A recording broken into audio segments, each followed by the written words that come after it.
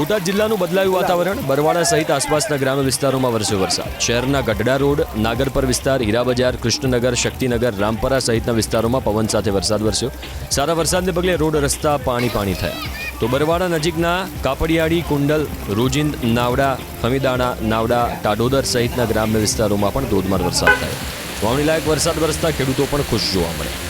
સતત બીજા દિવસે નર્મદા જિલ્લામાં વરસ્યો ધોધમાર વરસાદ. સાગબારા, ડેડિયાપાડા પંથકમાં આજે પણ વરસ્યો ધોધમાર વરસાદ. ધોધમાર વરસાદને પગલે પૂર જેવી સ્થિતિનું નિર્માણ થયું છે. સેલંબામાં સ્થાનિક નદીઓમાં ઘોડાપૂરની સ્થિતિ સર્જાતા કેટલાક રસ્તાઓ પરનો વાહન વ્યવહાર પ્રભાવિત થયો. તો ડેડિયાપાડાના ડુમખલ નજીક તારવ નદીમાં પણ નવા નીરની આવક થઈ છે. ડેડિયાપાડાના દાબકા ગામમાં વીજળી પડતા એક પાલતુ પશુનું મોત નીપજ્યું. તો ખેતરો પણ વરસાદી પાણીથી તરબોળ બન્યા છે.